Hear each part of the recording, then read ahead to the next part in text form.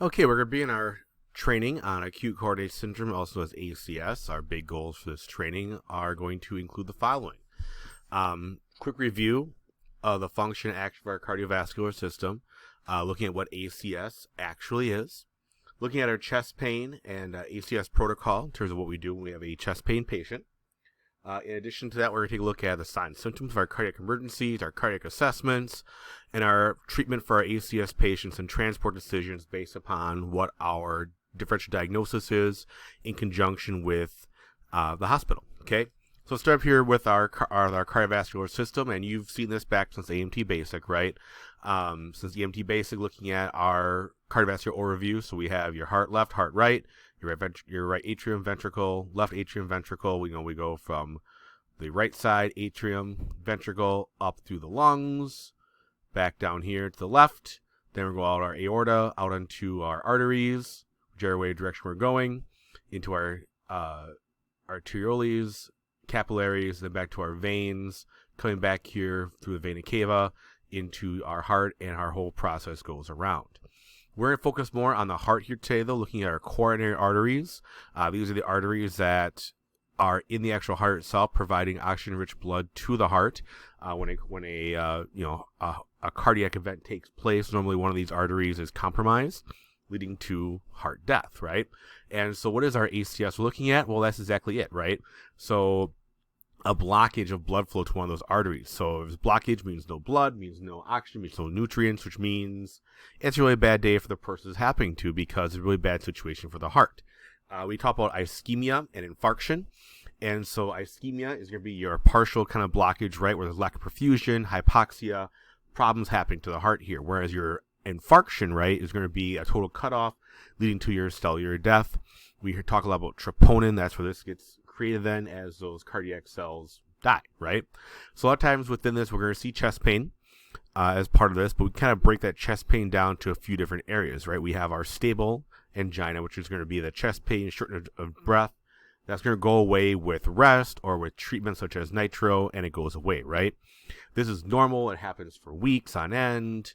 It's stable, right? It can be managed. Okay. You have unstable angina, right? Which is we not go away, or there's no pattern to it. Something happens kind of out of the blue. You do a treatment, you do rest, and it does not go away.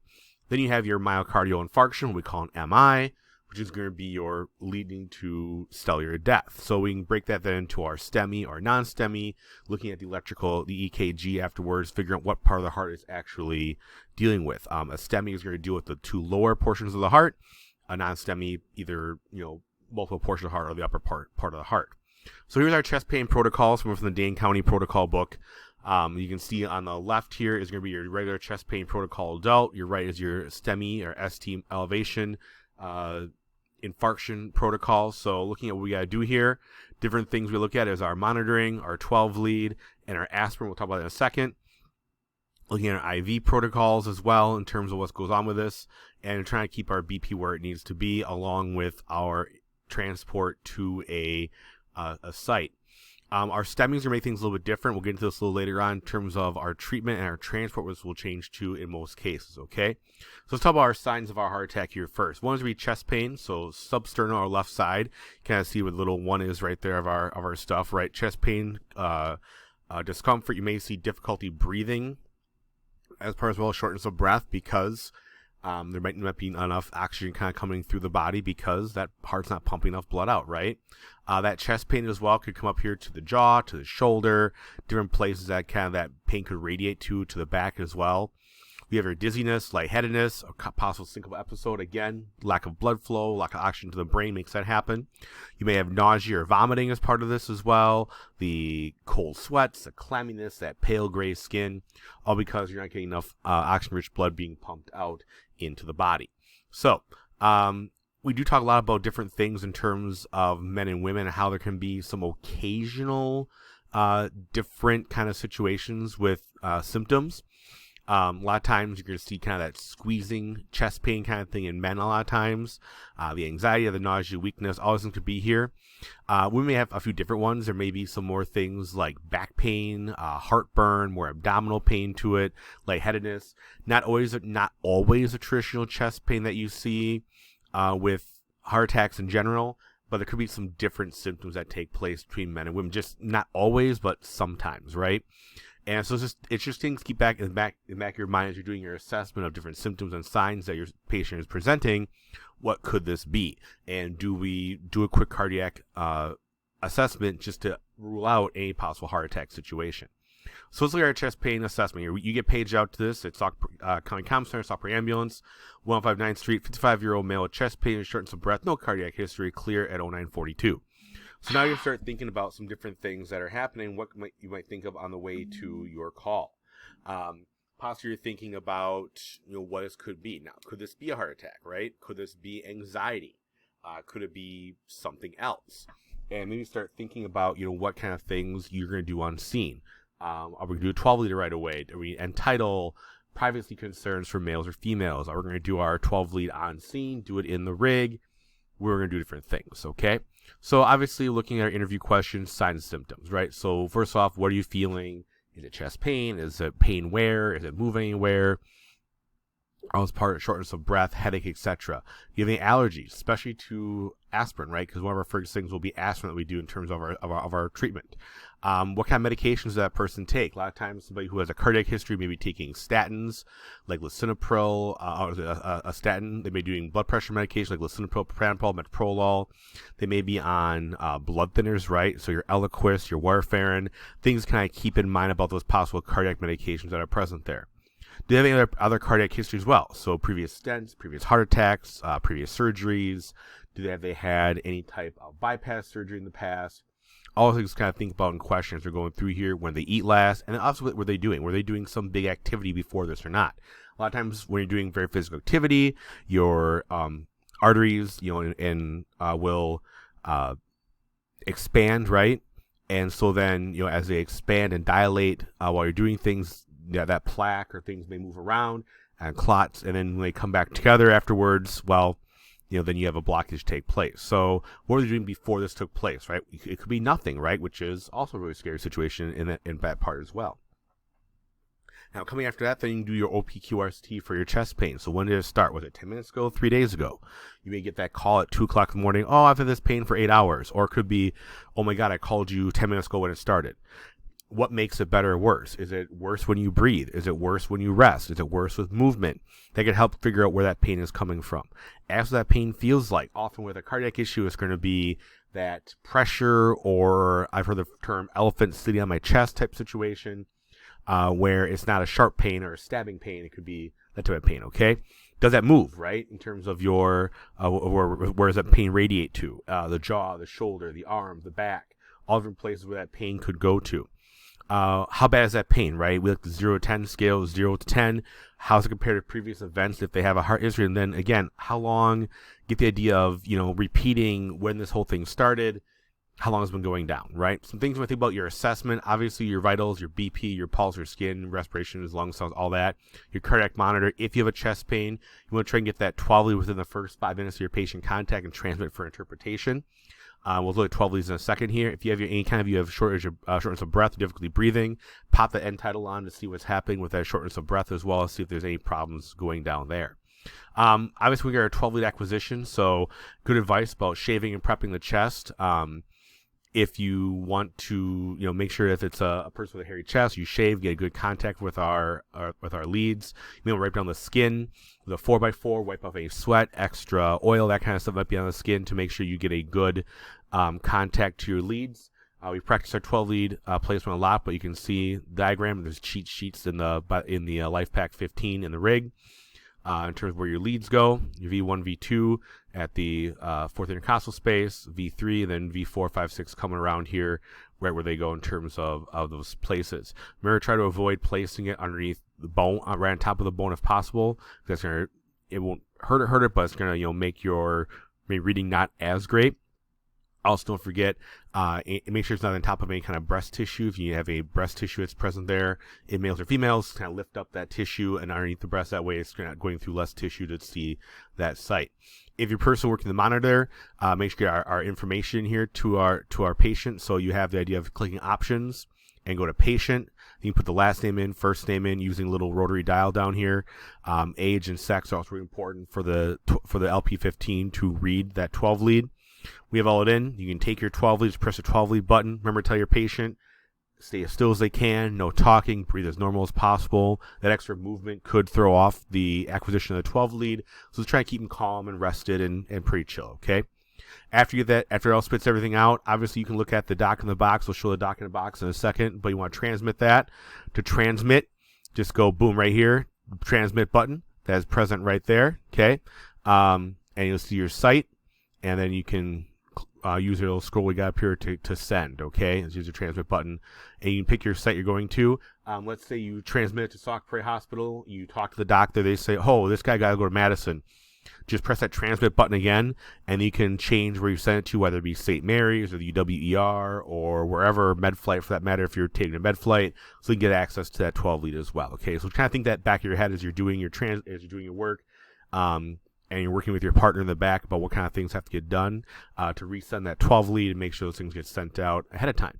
So here's the 12 lead strip we get popped out to us as EMTs, as AEMTs and EMT basics.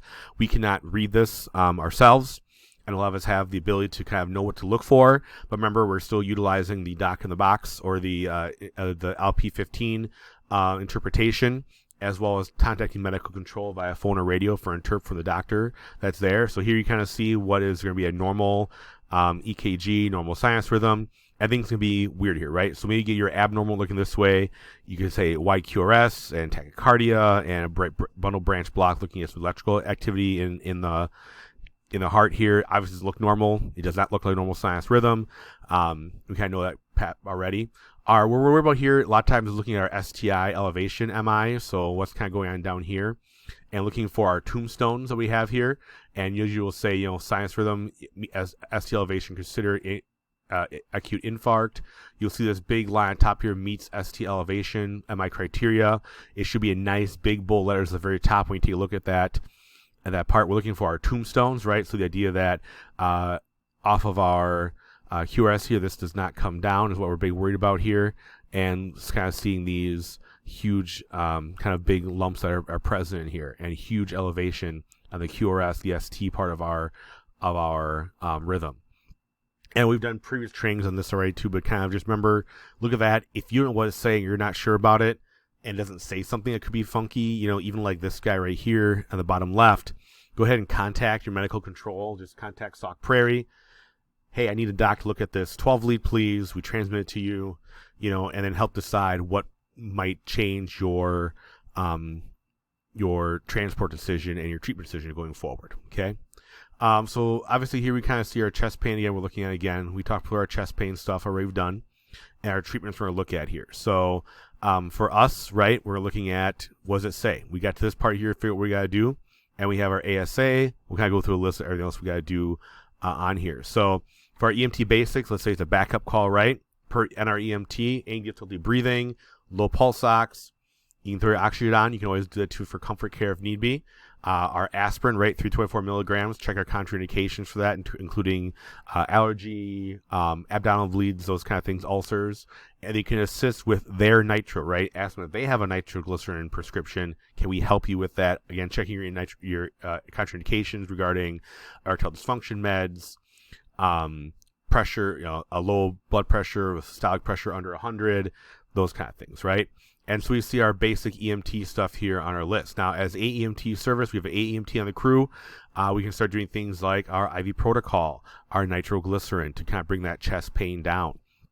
So there we can look at our IV access with fluid, looking at keeping that chest, that blood pressure over 100, double checking your lung sounds often for fluid overload, because obviously the heart's not working. You want that fluid to back up in you.